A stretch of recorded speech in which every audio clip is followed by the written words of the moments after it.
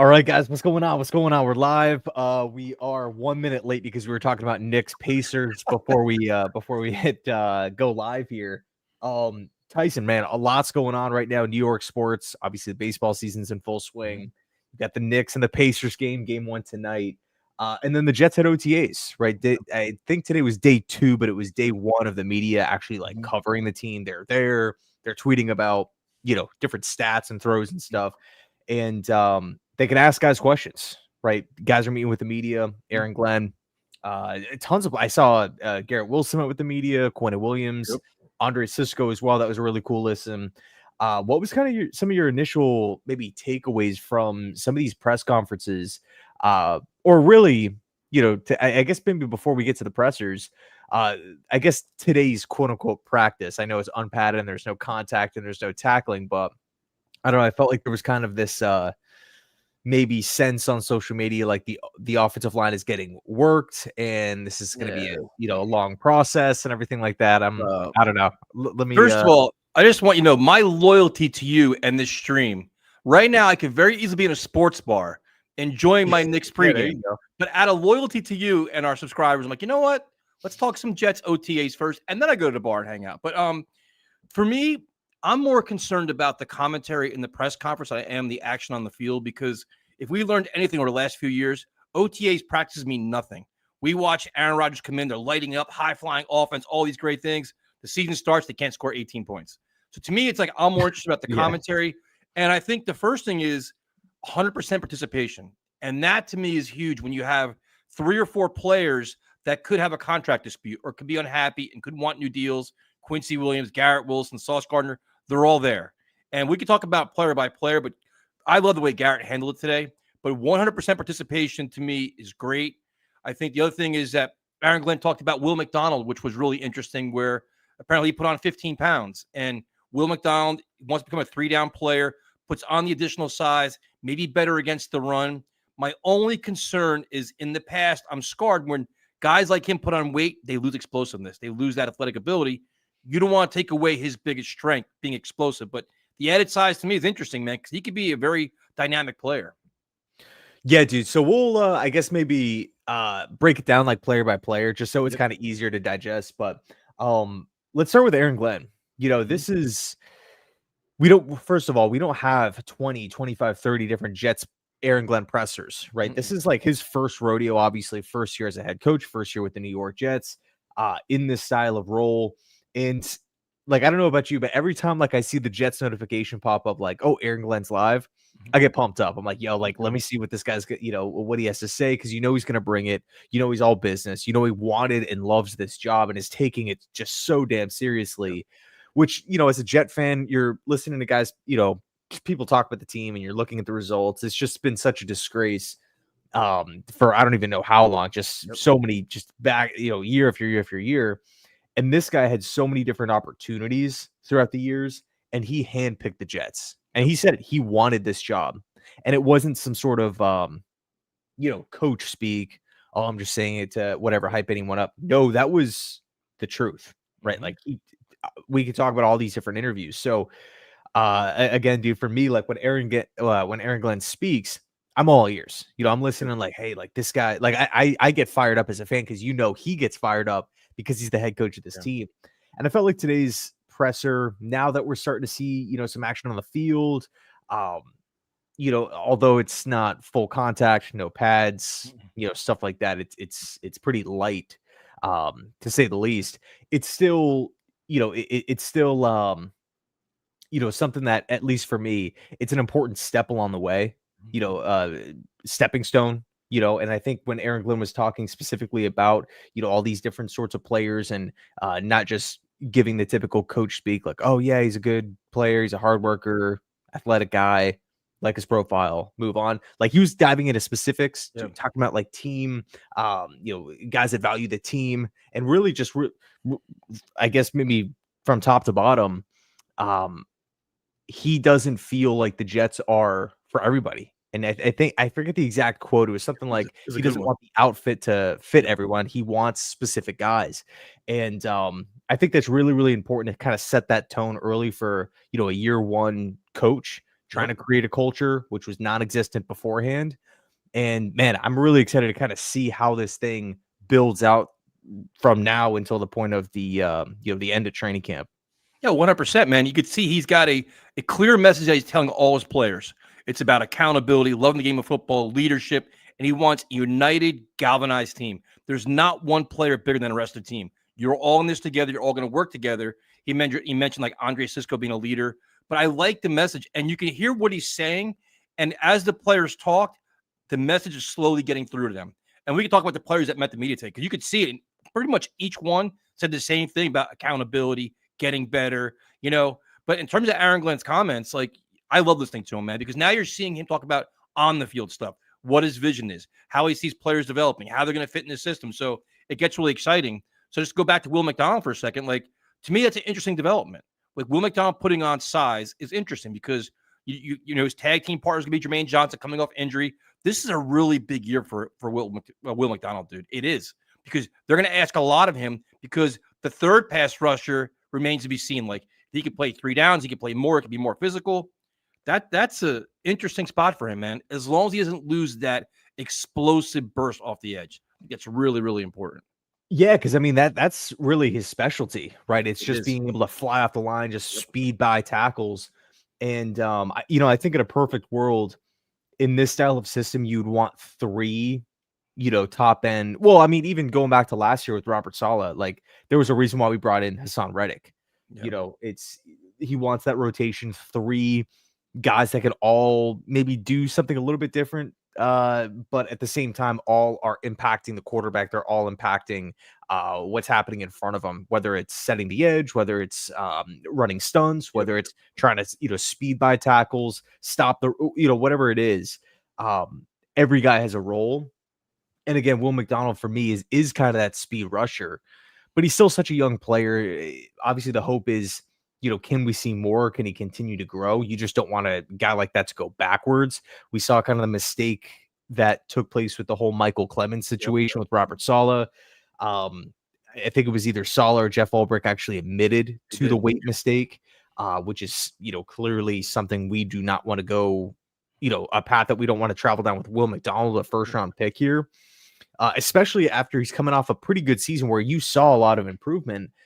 Again, in a perfect world, you want 3 guys, but right now it's really looking like it's Will McDonald, Jermaine Johnson coming back from the Achilles, and then a bit of a question mark. Yep. Is it going to be Barron, rookie from Miami, maybe a young guy from last year, like Braden McGregor or someone like that, potentially Rashad Weaver, edge rusher from Tennessee, who's just a super, just, when you look at just size plus athleticism, like, he checks a lot of different boxes.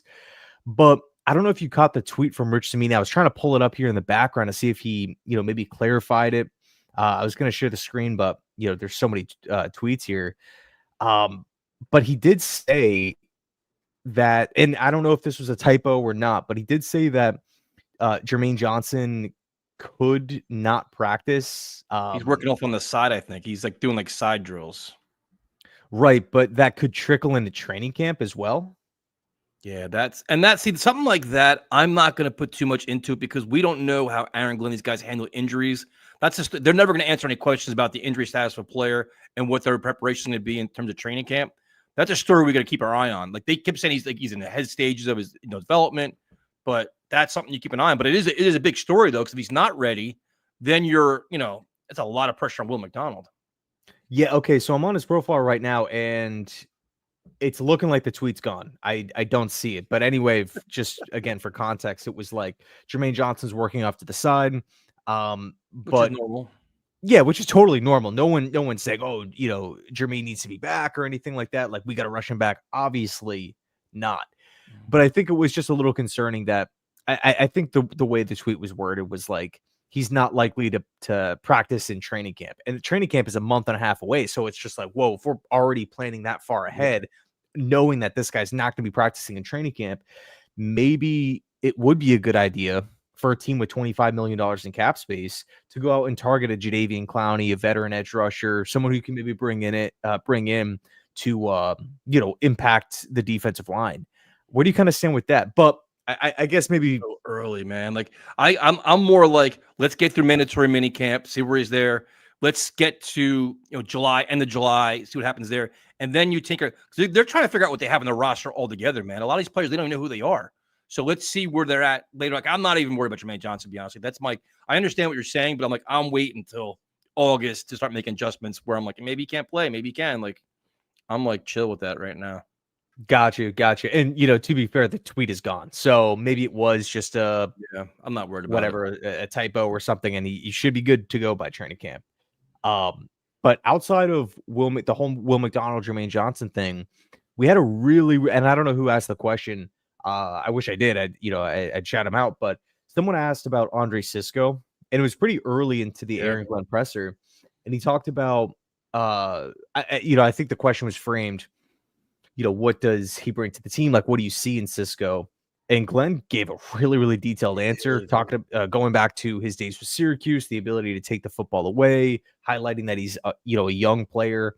I think if you take a look at Cisco right now, his skill set, where the Jets maybe plan is for him, and I think the big thing here is the track record, the resume of Aaron Glenn and Steve Wilks developing DBs. I think this thing is set up really, really nicely for Cisco to have a big year.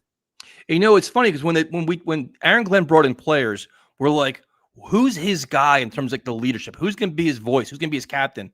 The way he praised Cisco's leadership abilities really got my interest. I'm like, wait a minute, that's interesting. Young secondary, kind of finding a way. Even though Sauce is around, he's still young, Michael Carson. But he praised Cisco's work ethic and his leadership, and he was like really going above and beyond. Like you don't really hear Aaron Glenn talk about that much about one player as his own free agent too. So that was really, really fascinating to me. It's welcome, man. They need it. But Tony Adams is, we don't know what he is. Kind of revamping, your safety position.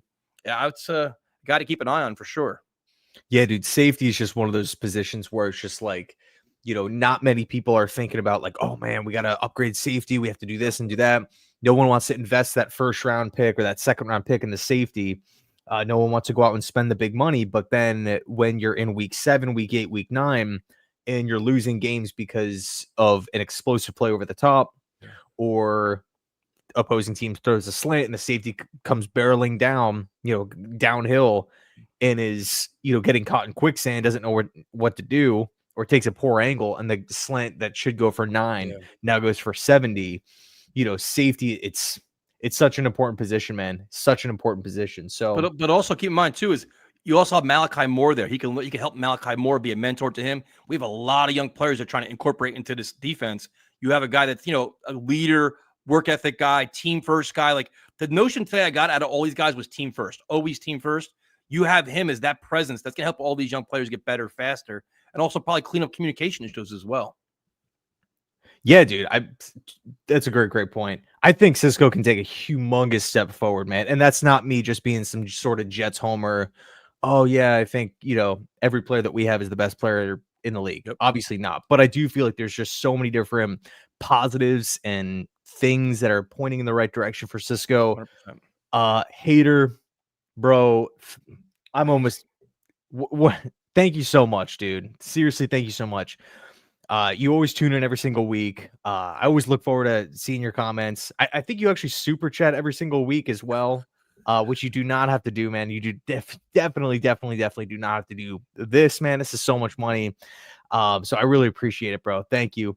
Hey guys, 4 years later today, I graduated. I just wanted to say thank you both for getting me through some tough times mentally and taking my mind away from reality. Lots of laughs and misery. along with this crap organization, but we're in it together. Much love.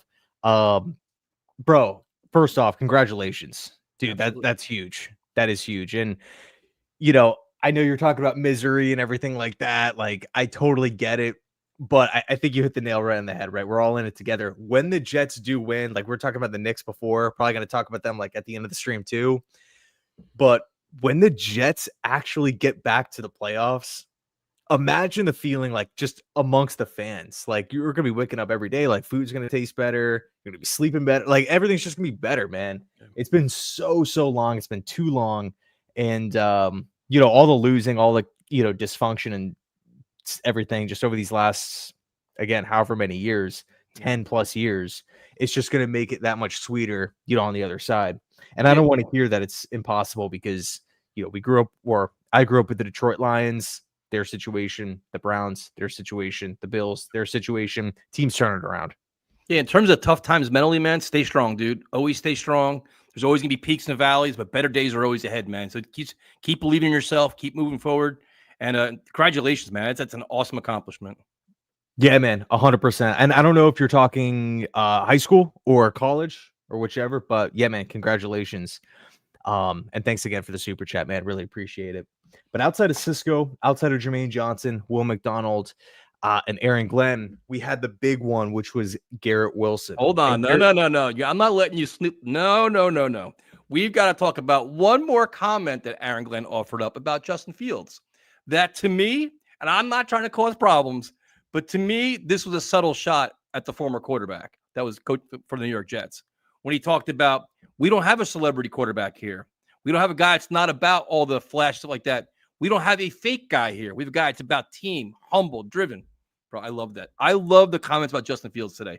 And again, it's the off season. All we can do is react and just comment on what's happening. There's not games being played. We watch a press conference to react to it, though. But I think those are some subtle shots about the former regime and how things are being run in the locker room here and how they're trying very hard to change it. Now, Justin Fields embraces the mindset they have here, where it's hard work, no nonsense, no headlines, win games. And that's what they're all about. I love that, dude. Yeah, dude, it really seems like the emphasis, and it doesn't take a genius to realize this, but it just seems like the emphasis, like they're coming in every single day, the coaching staff I'm talking about, and the higher ups within the organization, culture. We have got to figure this out. Whether that's making changes, whether that's getting new people in the building, new players, new front office members, managers, whatever. We got to flip this thing around. It cannot just be this dysfunctional, leaky mess of an organization, which is frankly like what it's been the last couple of years. But yeah, dude, with the comments with Justin Fields, there's really, like, he's being 100% honest. Like, I don't think it's a coincidence too that every single time I post a video, it's about Justin Fields or something, there are tons of Bears fans commenting on videos and messaging me saying like, bro, like, we love Justin Fields. Like, this guy's awesome. Such a good teammate, such a hard worker. The Bears failed him. Like, I guarantee if we pop over to Dolphins channels, there's not many Jets fans talking like that about Zach Wilson. Nope.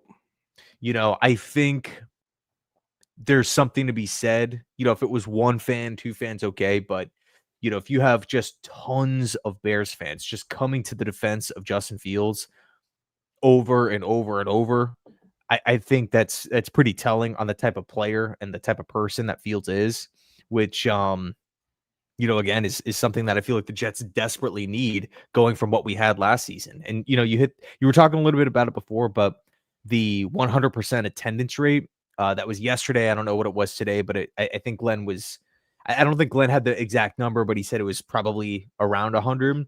I mean, that's flat out incredible, man.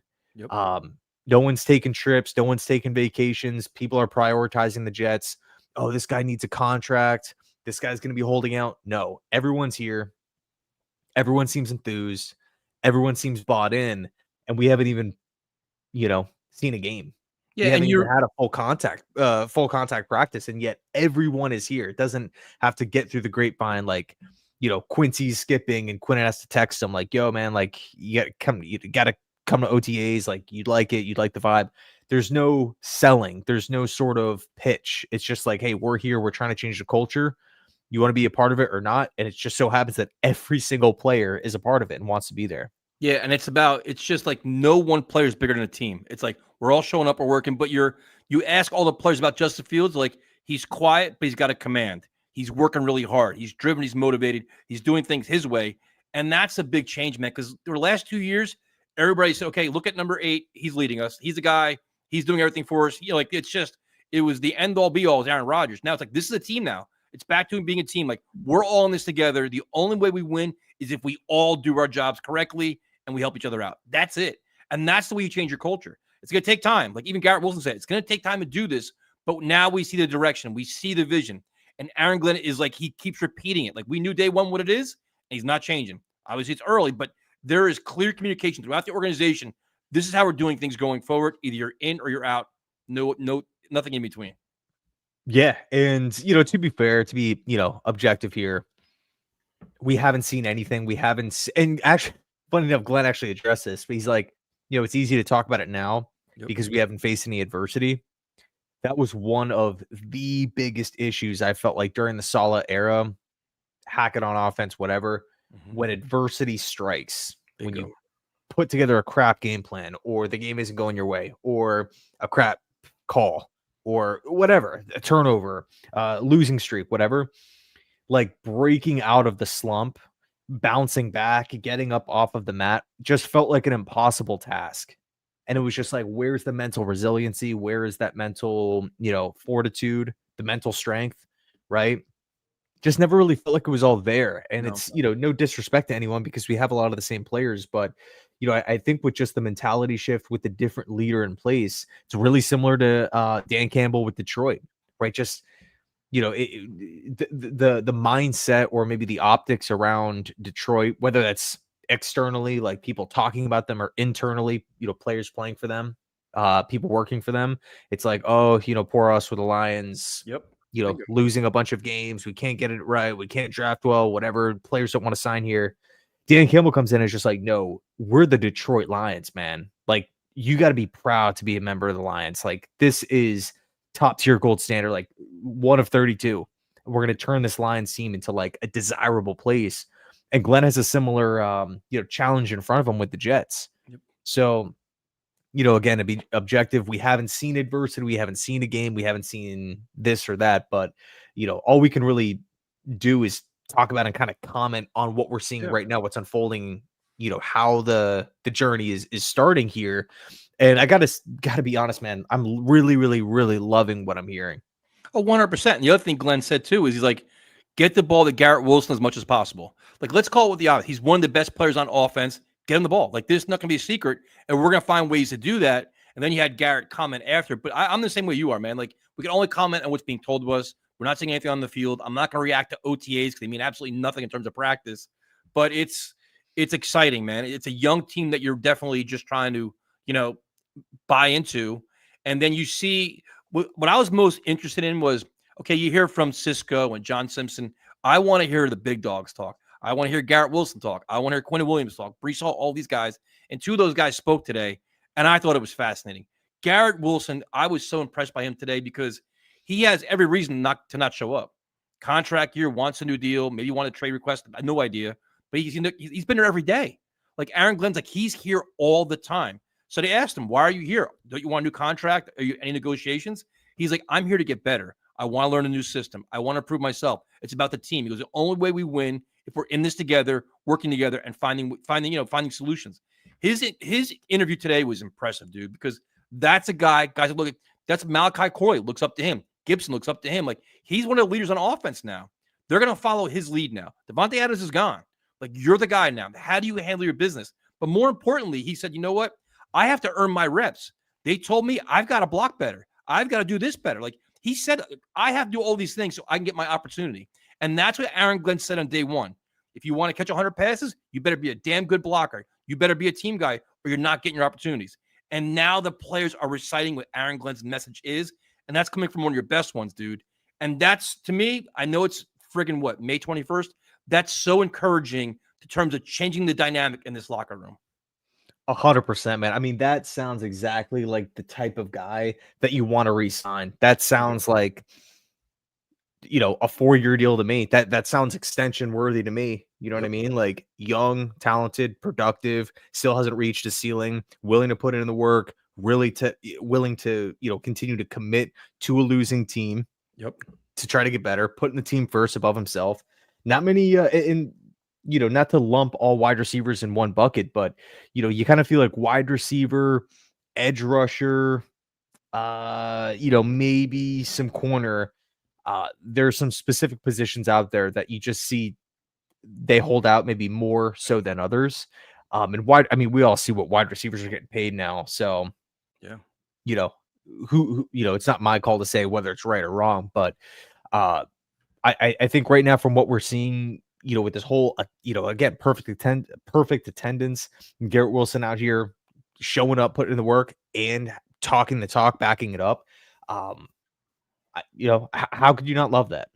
Also interesting, like his perspective on Fields is really interesting, man, where he has so much respect for him, the player that he is, what he brings to the table on the field as a leader, as a quarterback, and hearing what the players are saying about Fields, but especially Garrett, because he knows he played with him already.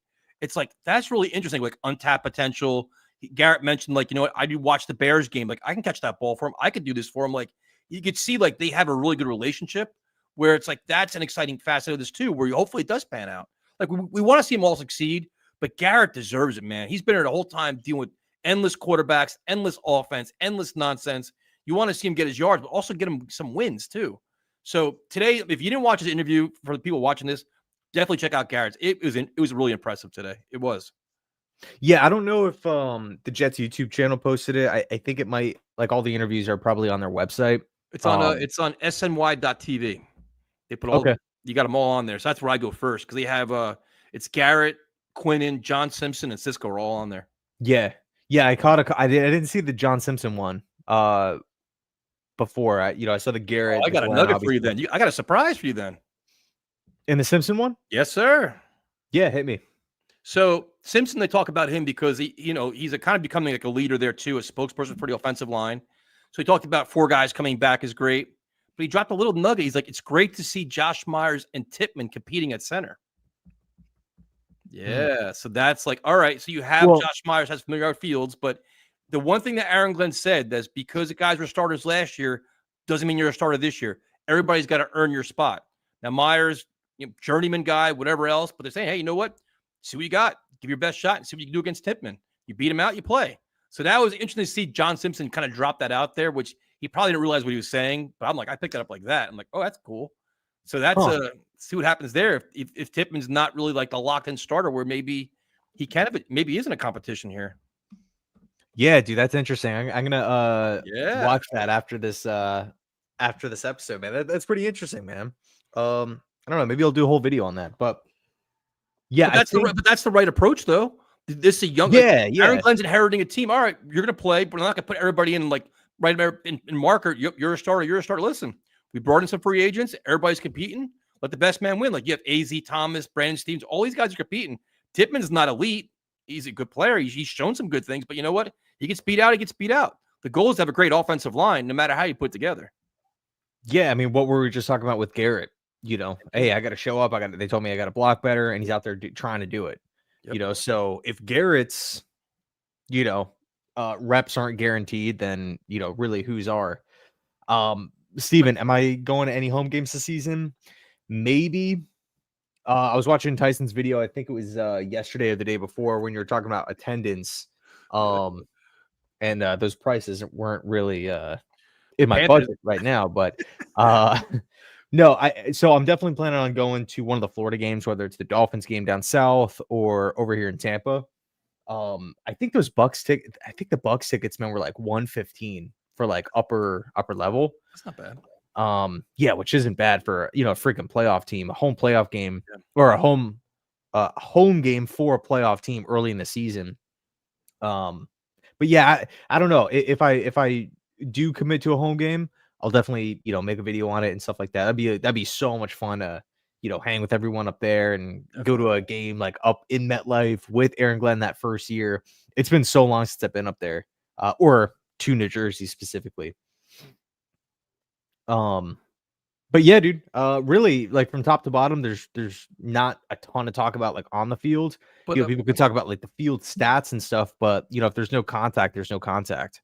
The other thing too is Quinnen Williams met the media today, and it was interesting because Quinnen was one of the first people when they announced the release of Rodgers. I think it was something like another rebuild, something like that. Then he took his tweet down, and Quinnen owned it. He's like, I acted immature. I didn't speak to Coach Glenn before I had to put a tweet out there. He's like, I was a little bit frustrated, but now that I met with him, I understand our vision. But then him, like Garrett, to me, it was really fascinating because he said the same thing. Like, I've got a lot to clean up here. I didn't play to my standard last year, but he went into detail of all the different things he wants to work on to be a better teammate. And he wants to be a better teammate so he can be a role model for everybody else. Like, to me, listening to Garrett and Quinnen talk about their vision, how they got to be better and be better for their teammates and kind of galvanize everybody, dude, it was like a different player. like you usually get like, your football speak and same old nonsense, but like if you listen to what they're saying, it's accountability. Like I've got to play better because this is our standard here. Like that's something that I felt like the last couple of years, maybe because I didn't like Sal that much, that it was kind of a loosely run ship where, kind of lazy practices, not a lot of attention to detail. Guys make mistakes. Nobody cares. You're going to keep playing. Like it seems like the message is getting crossed earlier. Listen, we know you're a great player, but you've got to be better at what you do. You could be all pro. You've got to fine tune your technique and be better for us. That's what we expect of you. And Quinnen talking like that today was like, all right, he's getting through to everybody. And that's your spokesperson. When he talks, the locker room listens, dude. All those young defensive linemen look up to Quinnen like, all right, you're our dude, man. You're our leader. He's speaking like that. They're all going to follow suit.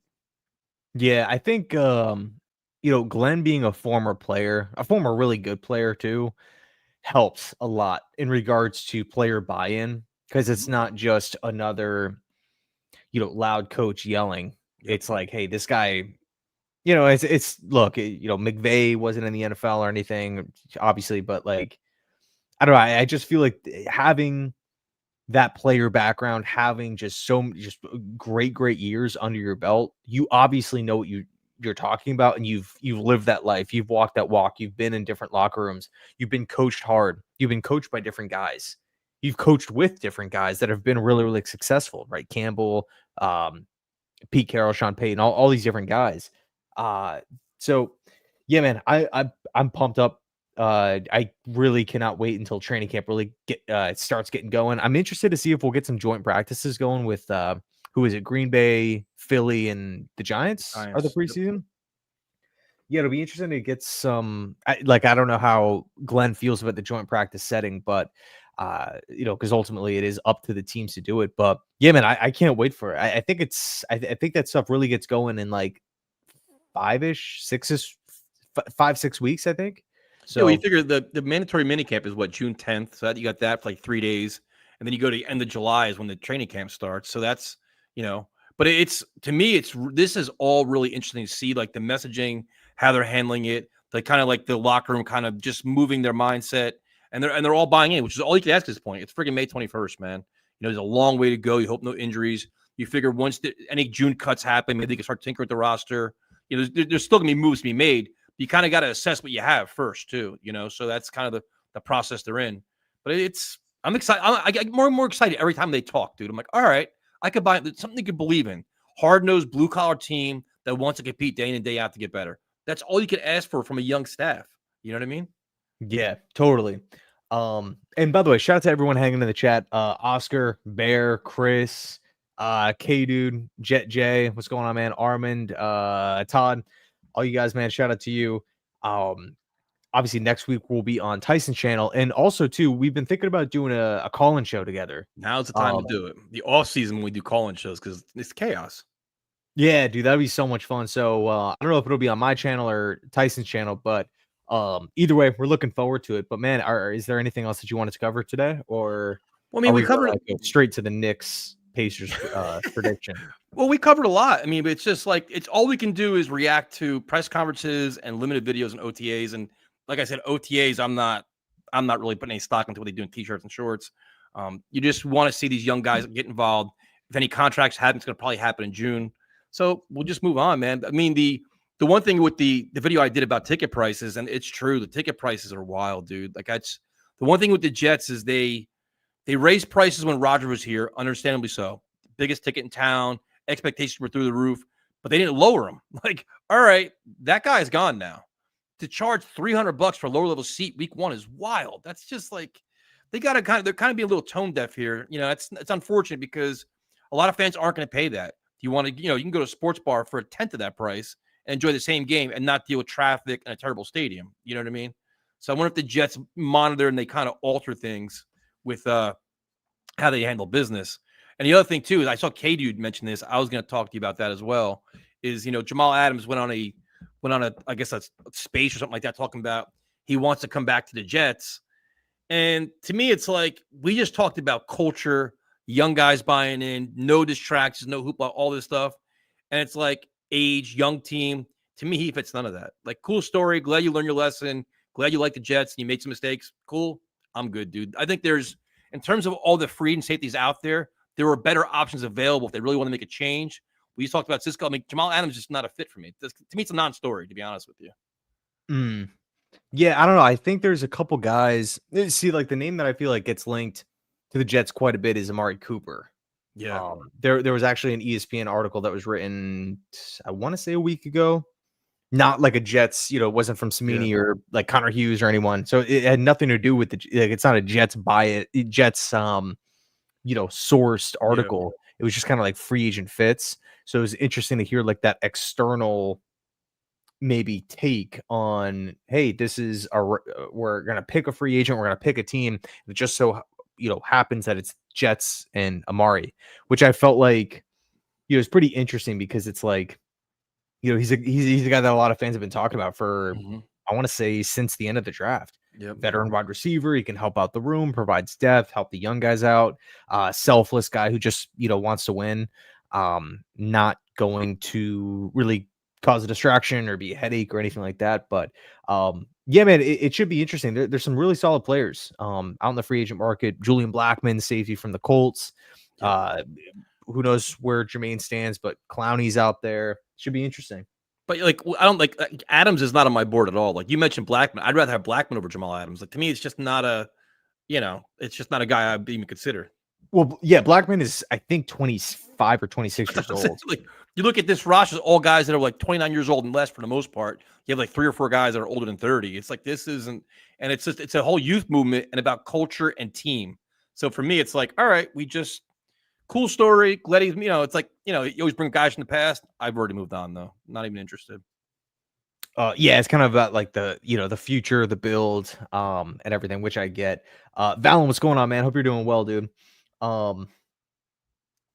Let's see. I would be down for Amari. He's still a very good route runner at this point in his career. Just lost some of his. Yeah, I agree. I totally agree. If you take a look at what he did with Buffalo, I felt like he was impressive despite the numbers. Yeah. He kind of took a back seat once the playoffs really started to get going. But Buffalo just has this approach where it's just like spread the football around, even though you don't have that like dominant Justin Jefferson, Jamar Chase, AJ Brown type of guy. From a defense perspective, it's just like, who do we shut down? Like, do we shut down Shakir? And the Bills, from Buffalo's standpoint, it's just like, okay, well, we weren't going to throw to Shakir in the first place. We used this week to, game plan to get Keon Coleman open. And now your game plan on the defense side of football is, ruined. So you don't know who we're guarding. Yeah. So Amari Cooper, I wouldn't necessarily, look at his numbers last year and just say like, oh, he's washed. He, fell off with Josh Allen. How could you not make plays with Josh Allen? I just feel like the Bills, their kind of approach with the whole thing was just so calculated and highly detailed, and you don't need to force feed the football to anyone on that offense. So I think Amari is interesting. I think really the big question here with Cooper is, would he want to join the Jets, or would he want to go to Baltimore or Green Bay, or maybe not Green Bay because they added a couple receivers in the draft, but like a team like that, just like ready to win, 13 win projection, squads like that. Well, yeah, if you're Amari Cooper right now, you might as well hold out and wait till training camp and see if any like top level team has an injury at wide receiver. Like that's where you want to go. Like his probably preference is winning, big time quarterback, high profile offense. And then the Jets are probably down the line where it's like, all right, they're the only team that's interested. Maybe I'll go there. But I think he's probably going to wait out his option to see what happens in, mandatory minicamp and any injuries across the NFL. Yeah, totally, man. There was another wide receiver too. Oh, Keenan Allen is the other veteran wide receiver that's out in the open market. But I think with slot, we're okay. I think we need that outside guy. I wouldn't like Amari Cooper was an excellent route runner. To have him come in and help these guys learn and like be a mentor to them while they try to open up this offense, I don't hate it. I'm just not sure. Like the Jets make sense for him. I'm not sure for him. He's like, yeah, Jets are my option. You know what I mean? Rico, what's going on, man? I feel like signing Cooper runs counter to what the Jets are trying to do. Yeah, let's see if anyone establishes himself. Yeah, so that's kind of like to Tyson's point too. Yeah, like because you never know. What if Tyler Johnson just emerges on the scene? Yep.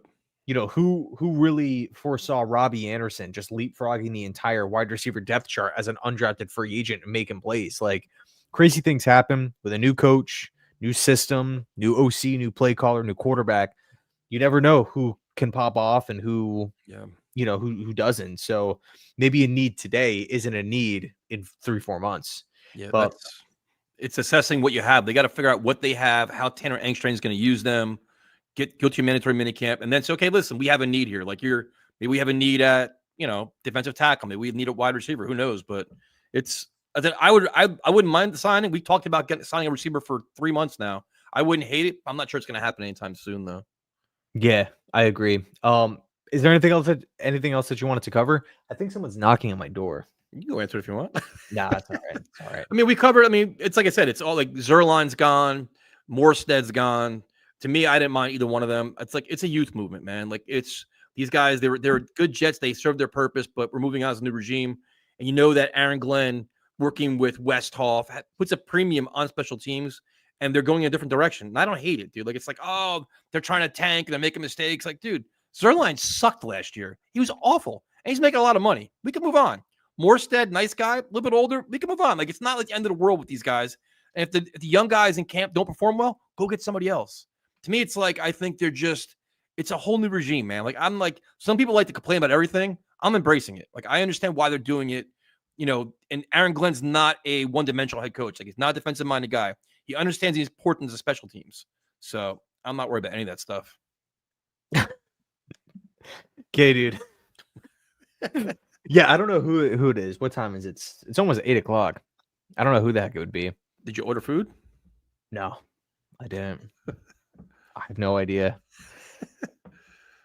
I ordered food the other night, and it never showed up. So someone else got a free dinner. But anyway, dude, you know what's weird? At our office, somebody keeps Grubhubbing food and giving the wrong address, and every day we have food sitting in front of our door. Nobody has.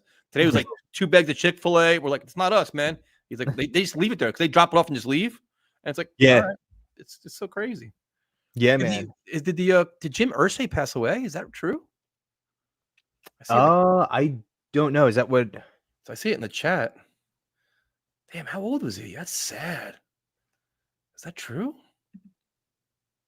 Let's see. I don't know. That's sad, man. I don't think he's that old, is he? I gotta check. Colts announced the death of the legendary owner Jim Irsay. He was, he's like, in his 60s. 65 years old, dude. That's terrible. 65? Yeah. Right? Because he's 41. Yeah, it's like 60.